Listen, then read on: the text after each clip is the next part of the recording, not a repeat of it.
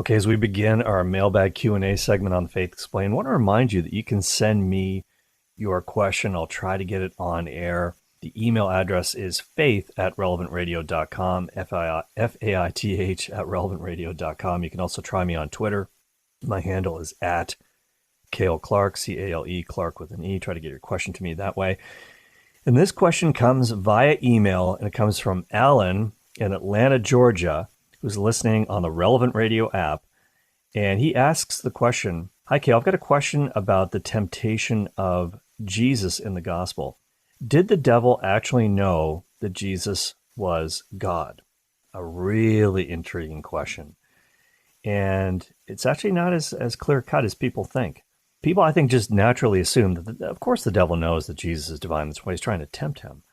Not necessarily. In fact, I read an article by John Cavallini from Notre Dame, the early church writer Origen, and he talked about the divine mystery of the marriage of Mary, ever virgin, and St. Joseph. And this is what Origen said, and this is a quote from Origen here. He said, quote, "I found an elegant statement in the letter of a martyr. I mean Ignatius, the second bishop of Antioch after Peter. During a persecution, he fought against wild animals at Rome.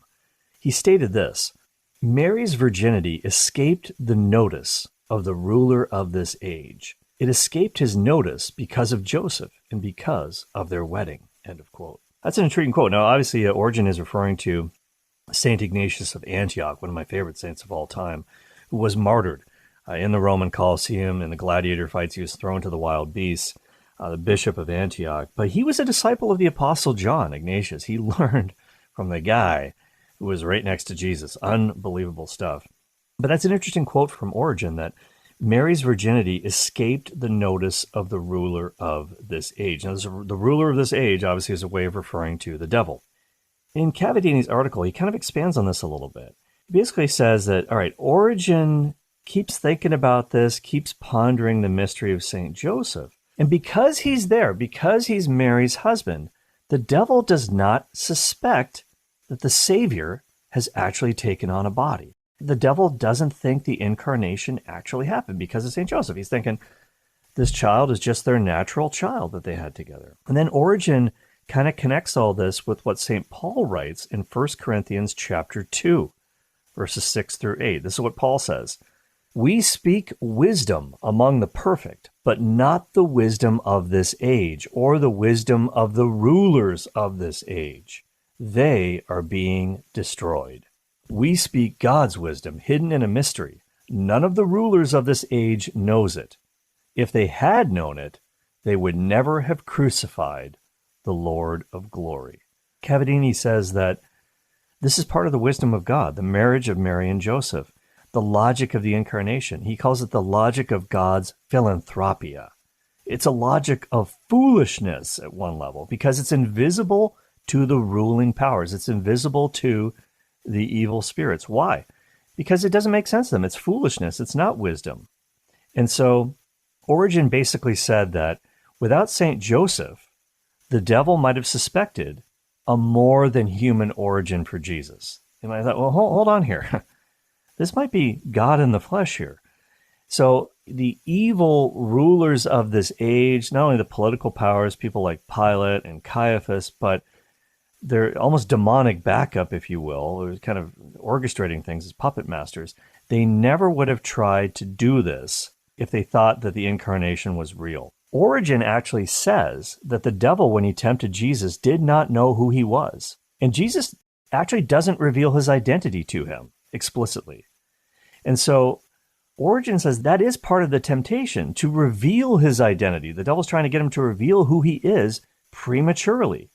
And had they known that his identity, the rulers of this world would never have crucified the Lord of glory, wouldn't have tempted him either. Why? Because this is God. We're powerful, but not as powerful as him. He's going to smash us.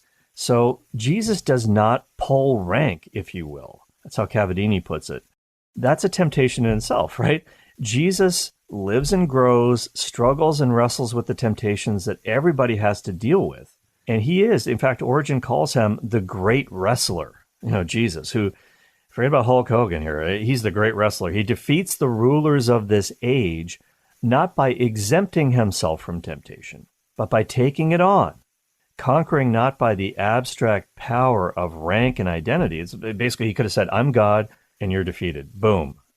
And everybody's sins are forgiven. We can all go home. But he didn't do it that way.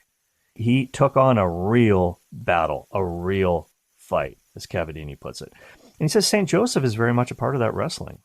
Origen had to reply to this guy named Celsus. And Celsus was an anti-Christian, didn't believe in the divinity of Jesus. And Celsus basically says, there's no way Jesus can be God because his own dad couldn't even take care of him. He had to go into Egypt. He had to hide. That's not something a real God would do. Come on, it's ridiculous. But Origen says, no. This is part of how we know that the incarnation actually happened in history. God doesn't pull rank. He doesn't just say, okay, I am the God man, the God baby at this point, and everybody else, I'm just going to show my power in a miraculous way. And everybody who's trying to seek my life, you can get lost. He doesn't do that. He allows the flight to Egypt to happen. This is part of the great wrestler, part of his motif, part of his plan all along. This is a great, great mystery. Make sure you share the Faith Explained podcast, the Cale Clarke Show podcast, and all our great shows with a friend. You can do it easily through the app, so make sure you go download it today. Until next time, I'm Cale Clarke. God bless you.